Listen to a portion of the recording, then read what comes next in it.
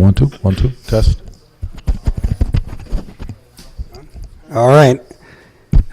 This city council meeting for Monday, May 11th, we call it to order at 7 p.m. Call the roll. Mayor Walter Verhut, Here. Vice Mayor Lamas, here. Councilman Santine, Here. Councilman Dion, Here. and Councilman Perez Crespo. Here. We have a quorum.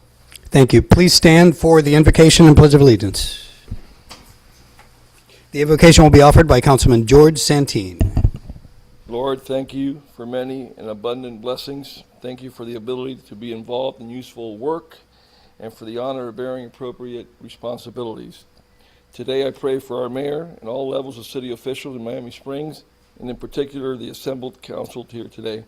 I'm asking you with graciously grant us the wisdom to govern the true needs of our residents. I ask all this in your name, our Lord and Savior, Jesus Christ. And please join us for the Pledge of Allegiance. I pledge allegiance to the flag of the United States of America and to the republic for which it stands, one nation, under God, indivisible, with liberty and justice for all. Thank you. You may be seated.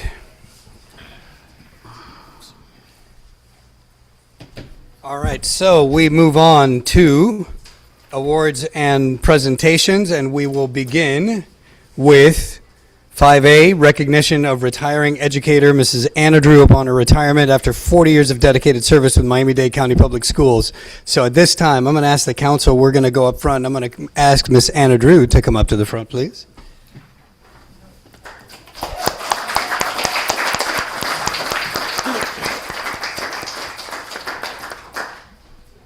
All right, come on up on the stage with us. All right, so you're going to tell us, Of course. you're going to tell us about the last 40 years, all the places that you have worked in your career, your 40-year career in education. Go. I have worked. I started at South Hialeah, and then I taught there 1 year, 6th grade, and then I moved up to the middle school here. 6th grade. Oh. It was elementary. It was all, yeah. Okay.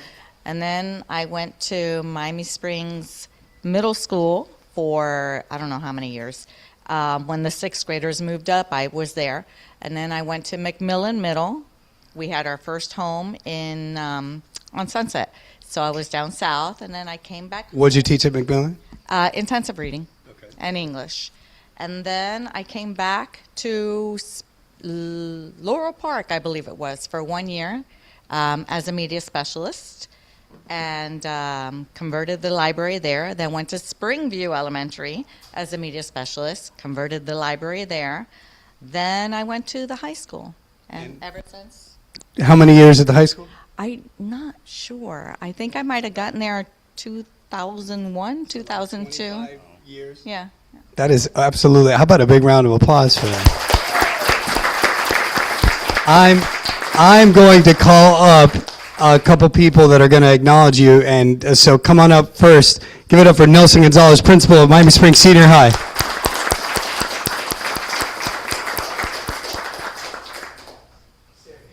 A few words. First and foremost, my name is Nelson Gonzalez, and pardon my voice. I lost my voice. I was cheering for our baseball team, and I have not regained it. But I'm the principal of Miami Springs Senior High, and if you know the Drews are synonymous with Miami Springs. So my wife attended that school, and of course, when I became principal, she asked me if Mr. Drew was still working there, and I go, yes, he is, and his wife, and everybody knows the Drews. So when I had the opportunity to work alongside Anna, it was really a great experience because I knew she was at the tail end of her career because she was already in drop, and we had to have a lot of discussions whether she wanted to extend or not, and she teetered on that line. But, you know, we spoke, and she was very always honest with her delivery. Say, Gonzalez, listen, you can count on me for 1 year. And I go, thank you. And she gave it. She still offered everything. She was a phenomenal teacher. Her classroom management, her rapport with her kids, it was great. So when I witnessed that the first year, I didn't want to let her go. So she came back and she goes, listen, I want to retire. I'm done. And I go, oh, no, you can't. And she goes, yes, I can. I go, I know you can, but you can't. So I went to her boss, which was Mr. Drew, and I said, we got to have a conversation. I go, Anna's telling me she wants to retire, but have you done the math? He goes, yes, I have. If she stays, and I go, she's a phenomenal teacher. And I go, can you have a conversation with her? He goes, I'll work on her, but you know how she is. I go, yes, I do, but please work on her real hard. So I saw her the next day, and I go, did Drew speak to you? She goes, yes, and I'm thinking about it. And then she came back the following day, and she said, absolutely, I'm here for another year. Her final year, and this is where I think that she's incredible, she was teaching our retakers, our seniors, intensive reading. I had a teacher who was leaving on maternity who was teaching my accountability group, which is my 9th and 10th. A lot of pressure. It's a lot of pressure to teach the retakers, but that much more. It's a school accountability grade.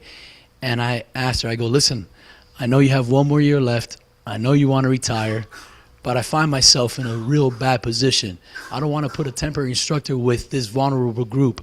I can make the switch here. Would you mind?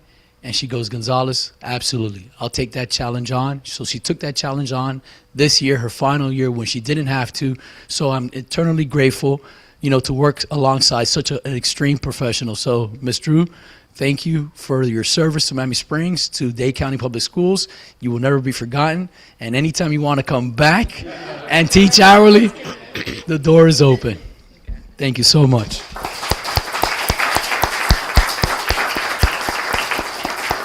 All right, stand by. I'm going to bring up. All right, so next up, I'm going to call up School Board Member Danny Espino.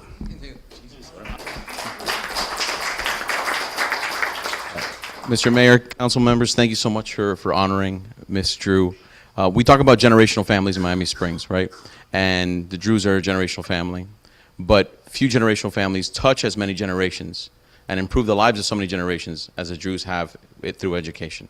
I don't know if everybody was listening to the school she named, with the exception of that one little stint down south. The entirety of her career was spent in the Miami Springs Senior High feeder pattern. I mean, so just think about the influence, the impact, the educational growth that she's had in our community. I have stories from people that, you graduate, you move on, and then you come back to the school and see who's there. And she was there, a keeper of the culture, a keeper of the history, a stalwart in education, always demanding excellence out of her students. And it's a huge gain for you as you retire, but it's a huge loss for our community. And increasingly, as it's becoming increasingly difficult to become an educator, it's keeping educators in education. So thank you for remaining as long as you have in our community, for as long as you have in education, and for everything you've done for the place we call home. God bless you. All right.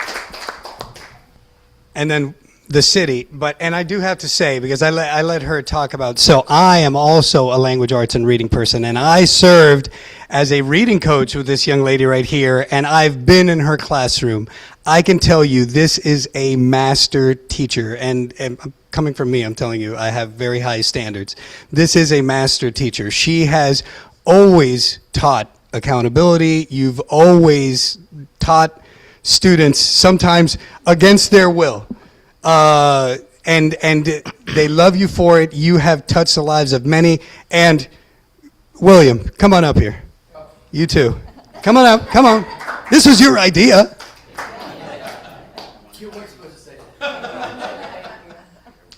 These two right here have touched more lives. The ripples of the lives that you guys have touched, it's unbelievable. So it's wonderful to honor both of you, but honor Anna. And so at this time, I will put on my voice and say, in recognition of 40 years of dedicated service to Miami-Dade County Public Schools, including 25 years as a devoted educator at Miami Springs Senior High School, your commitment to education, your students, and the Miami Springs community has made a lasting impact that will be felt for generations. Amen. Presented this 11th day of May 2026. Appreciation for Mrs. Anna Drew. Grab that.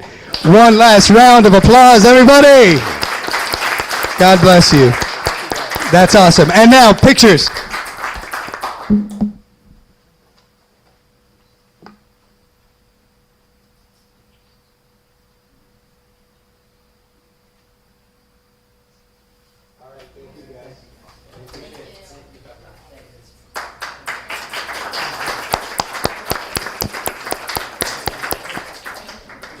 All right, so continuing with 5B, do we have any of our 100-year home owners here? No, we were going to recognize 851 Hunting Lodge Drive and 540 Manola Drive. I am delighted whenever I see those green signs. There's a bunch of them around my house. So I love seeing the green signs that say 100-year Centennial Home. So we had two, but we'll hold on to those. Do we have the Hernandez family for Yard of the Month here? We do not. Yard of the Month was 633 De Leon Drive, also in my neck of the woods. Please swing by and check out the fruits of their labors. And I believe that's it for awards and presentations. So gentlemen, we're heading back behind the dais.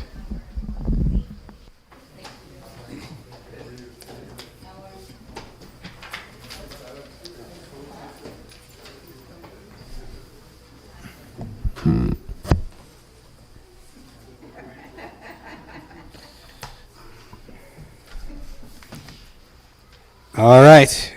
So next on the agenda, we move on to item 6, open forum.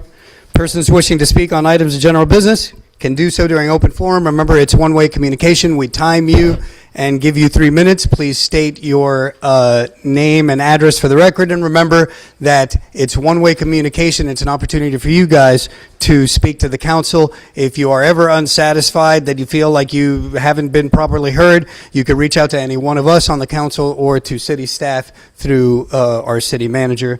So come on up. Ms. Del Carmen Baez. Come on up. Please state your name and address for the record. Is it okay if my address remains private? I'm a prosecutor. No so- problem, no problem, no Okay, problem. thank you. Hi, everyone. Hi, good afternoon. My name is Janet del Carmen Baez. I want to introduce myself. I am running for Circuit Court Judge here in Group 69. I'm here for Miami-Dade County. As you guys are all aware, I'm sure, a judiciary spot is nonpartisan. I'm running for an open seat. I'm here to introduce myself to the council members, the mayor, everyone here, and I just wanted to kind of tell you a little bit about myself. I have been a prosecutor for 9 years now. During that time, I have prosecuted everything from misdemeanor cases to human trafficking cases and homicides. During that time, I've had the privilege and honor of actually working with your police department because they have been part of our task force. We actually secured last year the first double conviction life sentence for a human trafficker, and it was actually with the Miami Springs Police Department. So I wanted just to take an opportunity to introduce myself, let you know that I am running, and the early voting is August 18th, or early ballots will go out in July, and I hope I have your support. Again, Janet del Carmen Baez. Thank you. Thank you. Thank you. Okay, next up, open forum, Tony Carnevale. Come on up, please state your name and address for the record. Good evening, Tony Carnival, 841 Swan Avenue. Here just for a quick, simple proposal. I sent all of you all an email a couple months ago in reference to the Tot Lot Park at on Chippewa. Basically, just to start looking into maybe getting a canopy or tarp for it. Only reason why I bring it up is because I actually brought my granddaughter there, and you know, like when I went to go down the slide with her, help her down the slide, it's pretty hot. So like as in burning hot, and the grass is kind of hot. I kind of noticed now all the moms and the nannies and every grandparents, you know, they hide underneath the trees just on the certain sides of the thing. So I know it's an expensive project. I know it's something that, you know, would need to be prepared for. But it's just something that I kind of hope we would like maybe open our doors and our minds to. After I wrote the letter, I also sent the letter to our Miss Milan, or Natalie Milan. So I sent her the letter also. Hopefully maybe it can be a community type thing, and maybe reach out to our partners that we have out in the community. So I talked to Mr. Santine the day after I wrote it, and I thank him for his input. Mr. Dion, I thank you for returning the phone call to me. And then Mr. Perez Crespo actually had a great idea. He says there's actually a company out there that helps with that he used on a previous project. So hopefully, you know, we could just maybe get something rolling on that. We have the kids now coming for the summer program. I'd hate to see anybody get hurt out there, you know, so it's just something to think about, you know, not forcing it, just something to think about if we could. That's it. Thank you very much for your time. Thank you. Thank you. Okay. Next up, Artie Vizcaíno.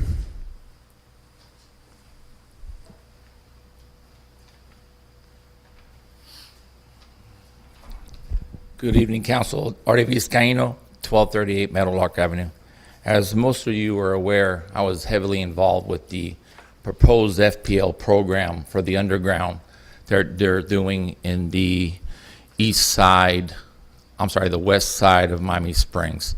I recently stopped and spoke to supervisors from Irby, which is the contractor, and I was surprised to hear that, well, I was pleasantly surprised to hear that they've gotten all the approvals from all the residents to go ahead and put the transformers in the backyard like we proposed, and they amended their proposal, FPL did. But I was also surprised that unfortunately I was told that the city has not signed the MOU yet. And there's some issues with that FPL is looking at now that they're potentially going to pull out of the program, that we're being too hard on wording supposedly on the MOU. I'm surprised, as that MOU should really mimic the one that I think we've signed for the first program that they did on the southern side of Miami Springs. So I haven't reached out to my contacts at FPL, but if there's an issue with the city of Miami Springs and reading the MOU on the technical side, I know you can go back and see the first MOU, but you're more than welcome to reach out to me on the technical side of what they're trying to do, because I heard two different stories. One story is that now we're demanding that the transformers be put in the alley instead of in the resident's property, which we can't do. Our own trucks can't go down the alley if we do that. And that's not the agreement that we made with FPNL. So, like I said, I haven't gotten the word straight from FPL, but I guarantee you I will find out what the holdup is. So please, you know the headaches that we went through, and we got FPL to change to do this in the backyard. It's a good project, but whatever it is, we need to push forward and get this done. Don't let this fall by the wayside, but I think it's teetering on them pulling out of the program. So please reach out. Thank you. Thank you, Artie. Thank you. Yeah, how come they didn't clap for you, Artie? They clapped for you and Tony. My wife doesn't even clap for me. Mayor, I know we don't respond, but I do have a meeting with FPL this Wednesday on the 13th with our attorneys and FPL, and so hopefully we'll bring this to a close. Cool. All right. Thank you. Keep us posted, please. And thank you, Artie. All right. So that's it for public comment. So we move on to, oh, you know what? I railroaded through the agenda in order of business. Huh? Yeah, I jumped to 5 as I just saw the approval of council minutes. I don't need to go back, do I, Roger? We're good. Okay, so we move on to 7, approval of council minutes. We've got our council minutes for the regular meeting of April 27th. I'd like to entertain a motion to approve the minutes. So move. Okay, can I have a second? Okay, we have a first and second. Call the vote, please. One. Yes? Yes. Yes. Yes. Yes. All right. Okay. Are there any items as we move on? So 8, we have no reports of boards. We have no public hearings. We move on to 10, the consent agenda. Are there any items that any of you would like to pull from the consent agenda for discussion? No? Okay. All right. So I'd like to entertain a motion to approve the consent agenda 10A, B, and C. So move. We have a motion. Do we have a second? I'll second. Okay, we have a motion and a second. Go ahead and call the vote, please, Juan. Yes. Yes. Councilman Dion, Yes. Councilman Perez Crespo, Yes. Mayor Fahed. Yes. Thank you. Okay, so we move on. We have no previous or unfinished business, no new business, and in other business, which is neither previous nor new, in other business, we move on to 13A, request by Councilman Santin to discuss and give direction to staff regarding potential improvements to Canal Street, utilizing parking fees collected from new development projects. Thank you, Mayor. Thank you. Well, as many might not remember, but we do have a project that's on Canal Street that that we were able to sustain without making any concessions, and that means that we're going to be able to do a community benefit out of the funds from the development. And I would like to kind of direct the administration to kind of explore different improvements to Canal Street. Obviously stuff like streetscape, lighting that would help with parking, walkways, just to have the idea, maybe to start exploring it. Absolutely. I know we haven't gotten all the payment, but a large portion of No, it. just so you know, that's as part of the agreement, the what's it called? The payment for the parking for the 30 Canal Street project, they are $880,000. They've paid 440, I believe, roughly half, and then the other half is paid upon issuance of the building permit before they even start construction. Right now, we have that money there sitting. We can get started on, with design, engineers, whatever it is that we need, because I know that we're looking at exploring along the Canal Street. If you look at it, there's something right now. It's being used by the contractor for the bridge, the county's contractor. But there's certainly a lot of opportunity there to really improve the parking and beautify that street, as well as connect it with a nice walkway towards, so if somebody parks towards the end of Canal Street, so they can walk towards the circle to the restaurants, which would be the ideal. So, yeah, absolutely. We have the money there. We can get started if the council chooses to direct us. Yes. I think also this is one way to show, how development can contribute to something tangible back to the public, so they can physically see what the benefit is. I'd like to. All right. My colleagues are all in agreement, but I think we would like to direct the administration to start, exploring. Yeah, so this is something, thank you, Councilman Santin. So this is something that we've talked about before. We talked about it also as part of the parking workshop and the parking study that we did. One of the things that are counterintuitive that the parking study finds is that there is parking. It's just not very accessible. It's not convenient, and it's not, you don't make it easy for people to be able to park there and then access the places they need to go. And that is because if you've ever been down Canal Street, the parking on Canal Street is up against that grass between the canal and Canal Street, and there's no sidewalk there, so you'd have to cross the street and then walk through the sidewalk all the way down, and it's dimly lit. Some of the swales on the south side of Canal Street, like I'm thinking like in front of where Uncle Hank's is, and some of those swales are like dirt swales. I know that we've had discussions about whether or not the city could do some, if that's city parking, if you could do some angle parking there, we could actually add some spaces.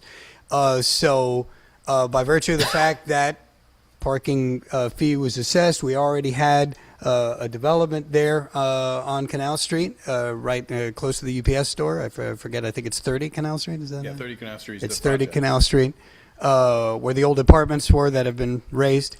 They were able to pay a fee for parking that now is going to allow us to make those kinds of improvements. And you guys know that people come from all around. Like, we are known for our walkways. There's waterfront there.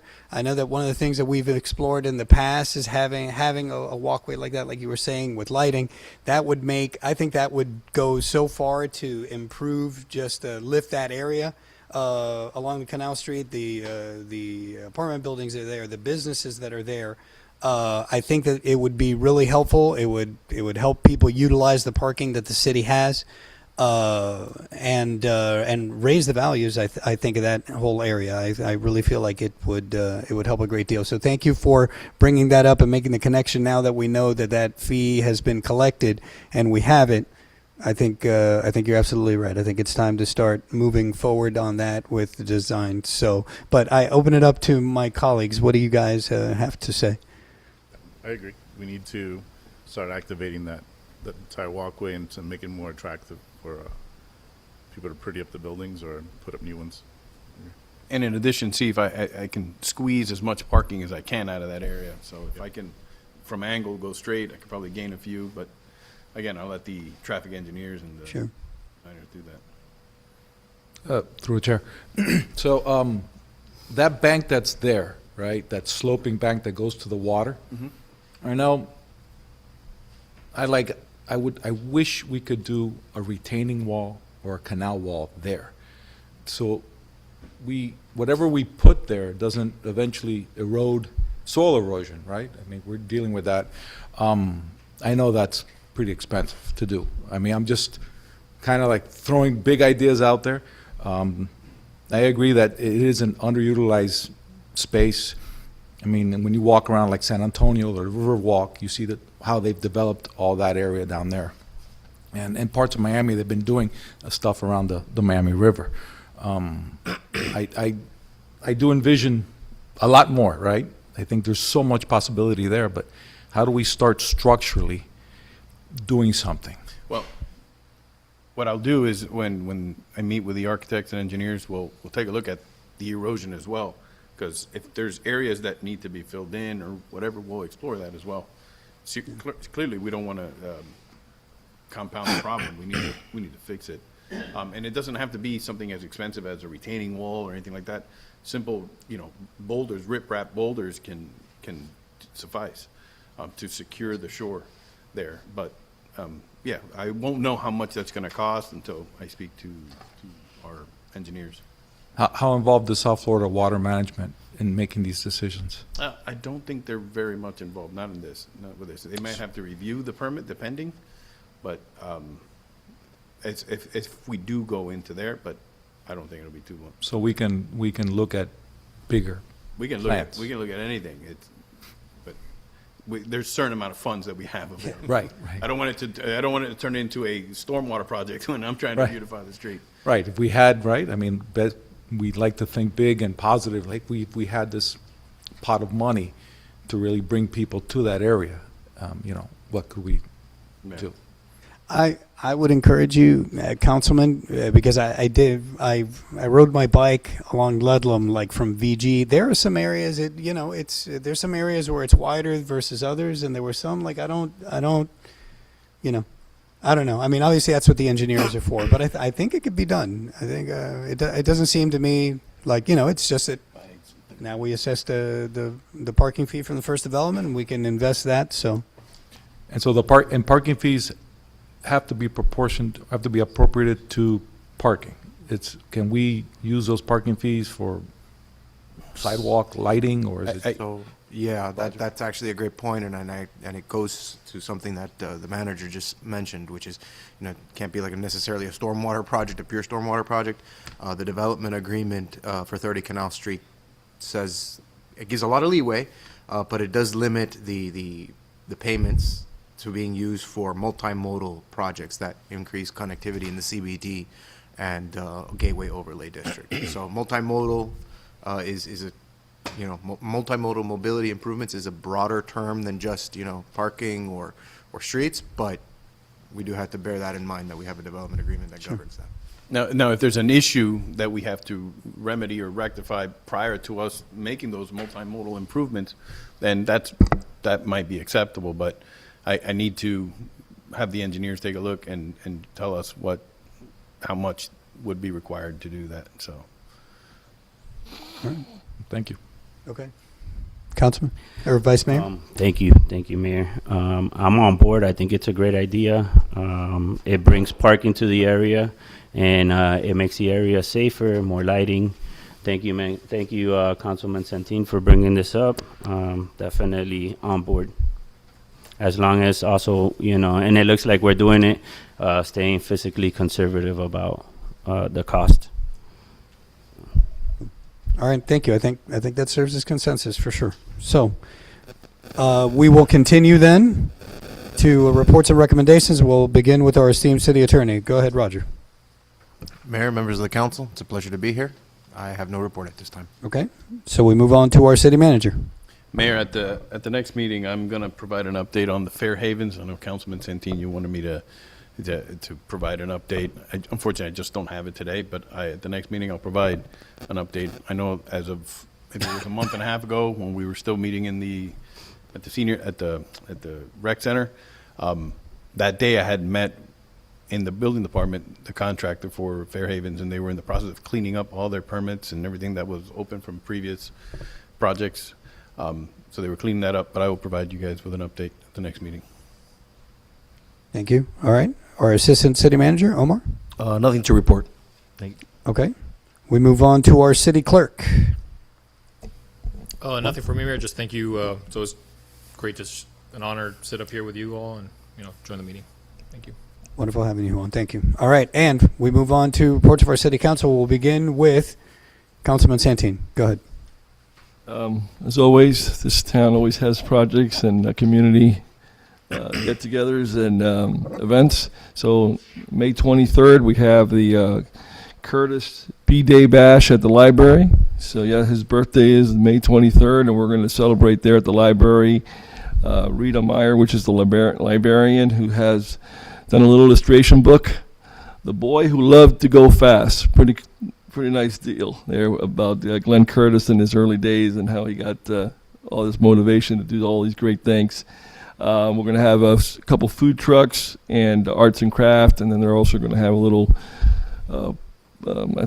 segment there. They're going to do the little centennial storytelling.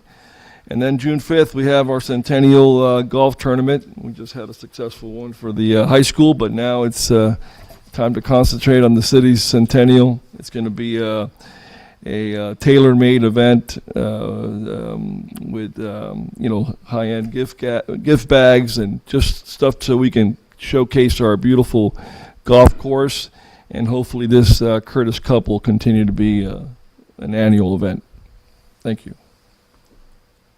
Okay. Vice Mayor? I also would like to reiterate what Juan is saying. It's an honor to be up here with all you guys. Thank you for your service. Thank you to our police and our great chief. And Juan, you did an amazing job here. I love the chambers. It's my first time here. I would also like to point out that the Pelican Playhouse will be in action on Friday, Saturday, and Sunday. It's a short play. Come out and support the kids. Family thing. It's the Pelican Playhouse at the Rebecca Sosa Theater. Thank you. You guys have a great week. All right. Councilman Lamas. Yeah, nothing to report. Vice Mayor. Sorry. Sorry. Thank you. Vice Mayor. You didn't correct me on that one, Joseph. Okay. My apologies. I like that title. I'll keep Vice Mayor. Nothing The to councilman had nothing to report. The Vice Mayor's got plenty to report now. Go ahead. Nothing. Thank you. Okay. Councilman. Thank you, Mayor. I want to first give a shout out to some incredible students in our city. So last month, AIE Charter School competed in the 2026 VEX Robotics World Championship in St. Louis with 3 teams, Team Echo at the high school level, Team Foxtrot, and Team Kilo at the middle school level. Mind you, they competed against robotics teams, the best robotics teams in the whole world. So to their students and teachers and their families, I want to thank them for representing Mammoth Springs so well. Last week was National Bike School to School Day, and I'd like to thank Springview Elementary, the parents and volunteers for the bike bus caravan that's become a wonderful tradition here in the city.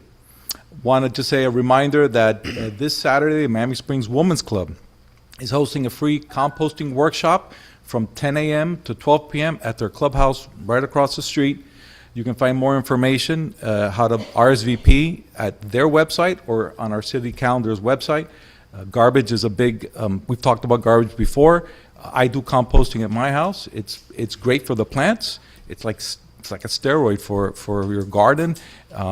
It's easy to do. It doesn't smell. It doesn't attract wild animals like people think. But if you want to learn more, Miami Springs Women's Club this Saturday, 10 a.m. And on Sunday, May 31st at the Miami Springs Senior High, the husband and wife team of Elora and Will, who are Miami Springs residents, are having another Mad Dex card show. So it's another free community event dedicated to sports and trading cards. So there's a huge interest in trading cards. Pokemon, Magic, The Gathering, One Piece, and it looks like there's a new business opening up on Westward. A local resident has dedicated a store to this booming hobby. So we're going to be probably looking to a grand opening soon. And then finally, I want to wish the Senior High Golden Hawks the best of luck in Fort Myers this Wednesday for the semi. Thank you. Thank you. I always want to live in the town where they have composting workshops on a Saturday. You don't get that in just any city. That's the kind of city that I want to live in. So thank you. Want to echo again the sentiments. Good luck to the Golden Hawks baseball team as they go to the state tournament. So we wish them well. And once again, I wanted to try to be done in 30 minutes because it was a light agenda. So we'll adjourn this meeting at 7:35. Thank you, everyone. You. You do lay here. Juan, do you have your air?